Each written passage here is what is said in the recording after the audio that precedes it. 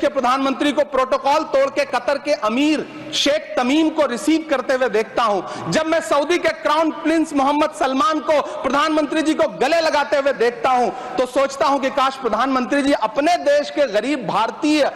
मोहम्मद सलमान और मोहम्मद तमीम को इसी तरह अपने पन का एहसास दिला पाते। कभी मैं जब प्रधानमंत्री जी को शेख हसीना जी को प्रोटोकॉल तोड़ के रिसीव करते देखता हूं, तो मैं सोचता हूं कि कभी प्रधानमंत्री जी अपने देश की बेटी बिल्किस को भी इसी तरह से अपने पन का एहसास दिला पाते। कैब भोपाली ने कहा था, ये दाढ़ियां ये तिलकधारियां नहीं चलती, हमारे अहद में मक्कारियां नहीं चलती, दिलों को हम कबीले वालों के दिल जोड़िए मेरे सरदार, सरों को काट के सरदारियां नहीं चलती। Shri Imran Pratapgadi demand to restart UPSC residential coaching center at Hajj House, Mumbai। धन्यवाद सभापति महोदय। मैं आज इस सदन में खड़ा होकर हाशिए पर मौजूद देश के लाखों SC, ST और माइनॉरिटी के छात्रों की तरफ से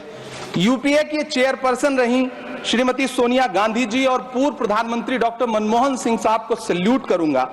जिनकी कोशिशों से सच्चर कमेटी की सिफारिशों के बाद 2009 में कोचिंगों के अभाव में प्रतियोगी परीक्षाओं में हिस्सा न ले पाने वाले SC, ST और माइनॉरिटी के छात्रों के लिए रेजिडेंशियल कोचिंग एकेडमी शुरू की गई थी। डॉक्टर भीमराव अंबेडकर यूनिवर्सिटी, मानू हैदराबाद, AMU अलीगढ़, जामिया हमदर्द और जामिया मिल्लिया यूनिवर्सिटी में दूर दराज गांव से आने वाले बच्चों ने महंगी UPSC कोचिंगों के बजाय भारत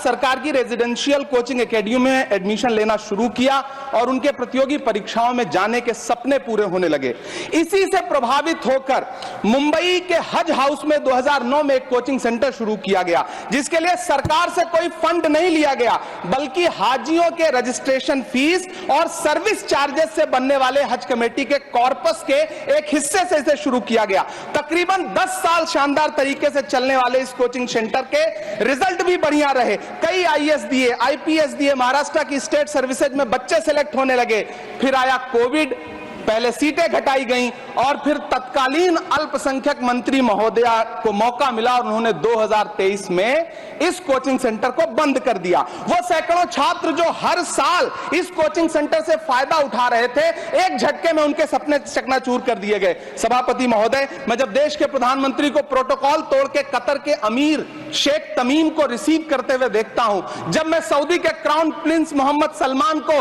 प्रधानमंत्री जी को गले लगाते हुए देखता हूं, तो सोचता हूं कि काश प्रधानमंत्री जी अपने देश के गरीब भारतीय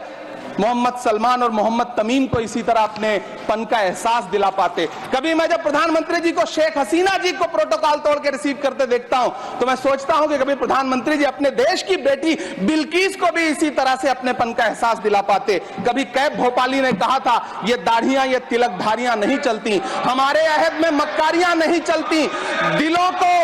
हम कबीले वालों के दिल जोड़िए मेरे सरदार, सरों को काट के सरदारियां नहीं चलती। सभापति महोदय, मेरा अल्पसंख्यक मंत्रालय से अनुरोध है कि हाजियों के पैसे से चलने वाले हज हाउस कोचिंग के कोचिंग सेंटर को फिर से शुरू किया जाए। न सिर्फ शुरू किया जाए बल्कि उसकी सीटें भी बढ़ाई जाएं। जब पैसा सरकार को नहीं देना है बल्कि हाजियों का जो कॉर्पस सैकड़ों करोड़ रुपए के रूप में इकट्ठा है, उससे इसको चलना है कोचिंग सेंटर को, तो फिर इस कोचिंग सेंटर को चलाने में और देश के बाकी हज हाउसेज में इसे शुरू करने से सरकार को परेशानी क्या है। मेरा अनुरोध है, यहां मंत्री महोदय बैठे हैं अल्पसंख्यक मंत्री, कि कृपया संज्ञान लें, देश के लाखों छात्र आपसे गुजारिश कर रहे हैं।